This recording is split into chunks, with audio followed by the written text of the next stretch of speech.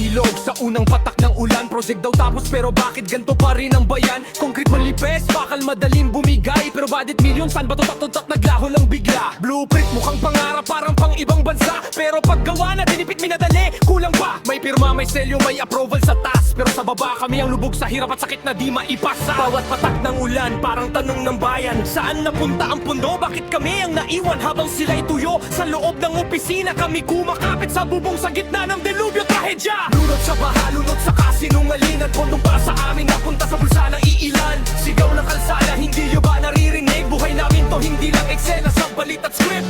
Alas 12 ng gabi, tahimik ang paligid, hanggang sa tubig, dahan-dahang sumiksik.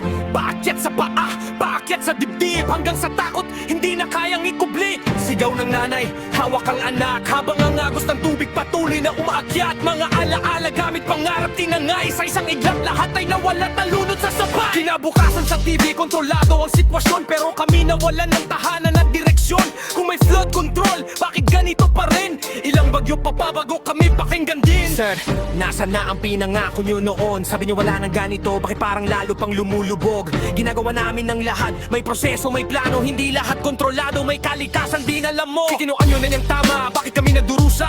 Hindi ulan ang problema kundi kakabayaan niya na paulit-ulit nga. Sino ang tama, sino ang dapat manakot? Sa bawat patak ng ulan, katotohanan ng umaapaw.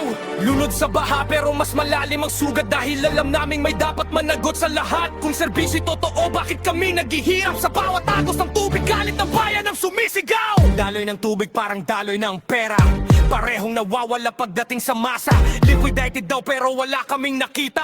Transparency saan, bakit parang madilim pa? Bidding, billing, may butas ang sistema kung saan pwedeng kumuha ng hindi naahalata. Kontraktor, tropa, paikot ang galawan habang ang mamamayan sa baha ang kinabukasan. Level ng tubig pataas, yun na pataas. Level ng yaman nila, lalong lumalakas. Hindi na aksidente, disenyo na to. Isang sistemang bulok na paulit-ulit na totoo.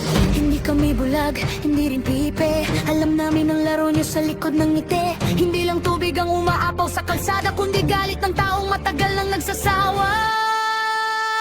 Hindi na kami lulubog sa kasinungalingan, hindi na to may patahimik sa ganitong kalakaran ng boses ng bayan. Hindi nyo mapigil sa bawat patak ng ulan, katotohanan ang sisibol.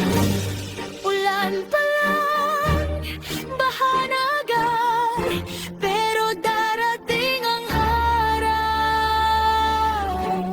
Hindi na kami ang lulubog, kundi ang sistemang bulok.